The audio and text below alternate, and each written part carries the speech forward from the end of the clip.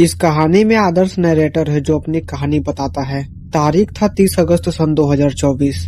आदर्श 24 साल का software engineer जो अभी अभी बेंगलोर शिफ्ट हुआ है। विप्लव आदर्श का बचपन का दोस्त और रूममेट। एक नया शहर, एक अजीब शुरुआत। मैं और मेरा दोस्त विप्लव, हम दोनों ने बेंगलोर में अपनी नई जॉब शुरू की थी। हमें इंदिरा नगर जैसे पास इलाके में एक बहुत पुराना लेकिन बड़ा घर मिल गया। किराया अजीब रूप से बहुत कम था। ब्रोकर ने कहा कि मकान मालिक विदेश में रहते हैं और उन्हें बस कोई ऐसा चाहिए जो घर की देखभाल कर सके। घर बहुत खूबसूरत था, विंटेज स्टाइल का। उसमें 3 बेडरूम थे। हमने 2 कमरे ले लिए, लेकिन ब्रोकर ने तीसरे कमरे को ताला लगा दिया था।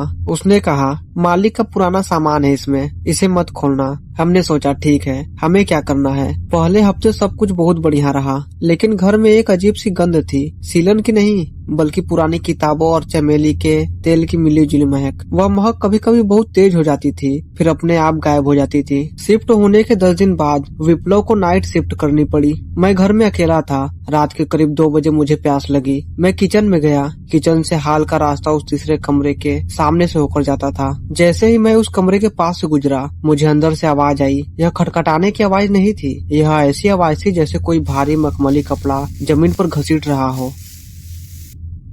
मैं रुका, कान लगाकर सुना। सन्नाटा। मैंने सोचा शायद चूहों की आवाज होगी, लेकिन फिर मुझे लगा कि दरवाजे के नीचे की दरार से कोई मुझे देख रहा है। वह गैप बहुत छोटा था, लेकिन मुझे एक परछाई हिलती हुई दिखी। मैंने जोर से पूछा, कौन है? कोई जवाब नहीं। मैंने इसे अपना वहम माना और सो गया। 3 दिन बाद हम दोनों घर पर थे। हम हॉल में बैठकर नेटफ्लिक्स देख रहे थे। अचानक विप्लव ने टीवी म्यूट किया। तुझे सुनाई दिया? उसने पूछा। क्या? मैंने कहा। किसी ने भी मेरा नाम लिया, बहुत धीरे से, जैसे फुसफुसाया हो। विक्रम का चेहरा पीला पड़ गया था। हम दोनों चुप हो गए। तभी उस तीसरे कमरे के अंदर से एक चीज गिरने की जोरदार आवाज आई, जैसे कोई भारी अलमारी गिरी हो। हम दोनों भागकर उस दरवाजे के पास गए। दरवाजा अभी भी लॉक था, ताले पर जंग लगा हुआ था, मतलब उसे किसी ने बाहर से नहीं खोला था। हमने ब्रोकर को कॉल किया, उसने फोन नहीं उठाया। हमने कान लगाकर सुना। अंदर अब बिल्कुल खामोशी थी। वह सन्नाटा इतना भारी था कि कानों में चुभ रहा था। इसके बाद चीजें बिगड़ने लगी। यह सिर्फ आवाजें नहीं थी, हमारा सामान जगह बदलने लगा। मैं अपनी चाबियां डाइनिंग टेबल पर रखता, वो मुझे फ्रिज के ऊपर मिलती। विप्लव को टूथब्रश एक दिन किचन सिंक में मिला। सबसे डरावनी बात यह थी कि हमारे जूतों की दिशा बदल जाती थी। रात को हम जूते बाहर की तरफ मुंह करके उतारते थे। सुबह वो अंदर बेडरूम की तरफ मुड़े हुए मिलते थे, जैसे रात में किसी ने उन्हें पहनकर चला हो और फिर उतार दिया हो। हमें लगा कोई घर में घुस रहा है। हमने सारे ताले बदल दिए, खिड़कियों पर एक्स्ट्रा लैच लगवाए, लेकिन घटनाएं नहीं रुकी। एक रात मैं नहा रहा था। बाथरूम का दरवाजा हल्का सा खुला था। मुझे शीशे में दिखा कि मेरे पीछे से कोई गुजरा, एक लंबी दुबली परछाई। मैंने तुरंत पीछे मुड़कर देखा, कोई नहीं था, लेकिन बाथरूम के गीले फर्श पर एक नंगे पैर का निशान था। वह निशान मेरे पैर से बहुत बड़ा था और उंगलियां अजीब तरह से लंबी थीं। हम डर गए थे, लेकिन हमारे पास लीज एग्रीमेंट था और पैसे नहीं थे कि तुरंत घर बदल सके। हमने फैसला किया कि हम यह साबित करेंगे कि घर में कोई घुसता है। हमने हाल में और उस तीसरे कमरे के दरवाजे की तरफ फेस करते हुए एक पुराना वेबकैम कैमरा छिपा कर लगा दिया, जो मोशन सेंसर पर काम करता था। अगली सुबह हम दोनों लैपटॉप के सामने बैठे हैं। रात के 3:14 की रिकॉर्डिंग थी।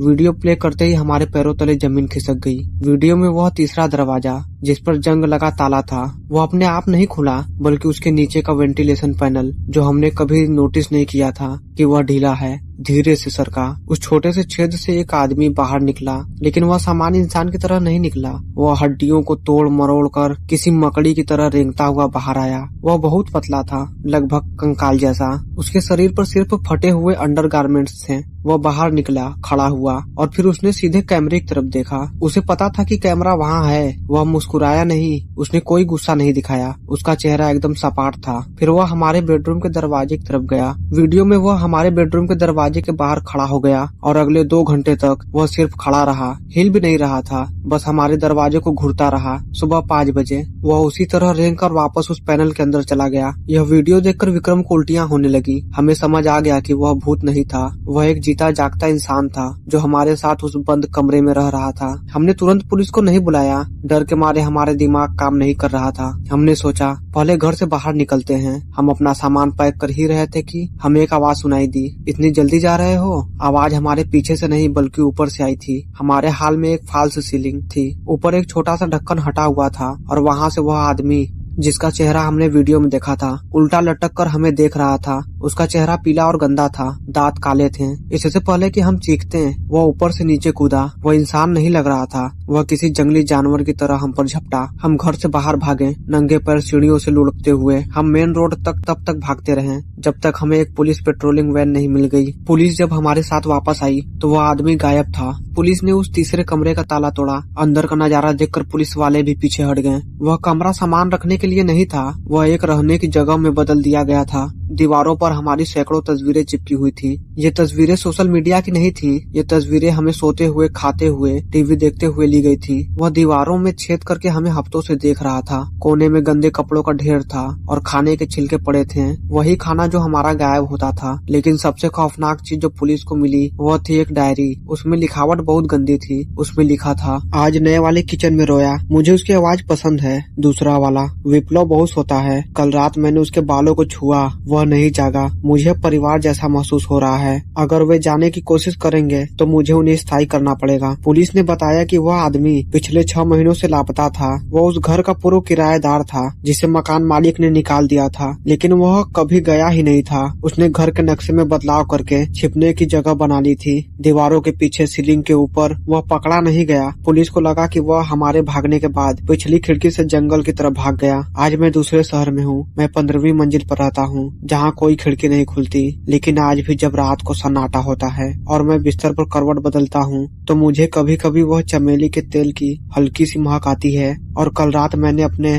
वार्डरोब के अंदर से कपड़ों के सरकने की आवाज सुनी। मैंने अभी तक दरवाजा खोलकर चेक करने की हिम्मत नहीं की है।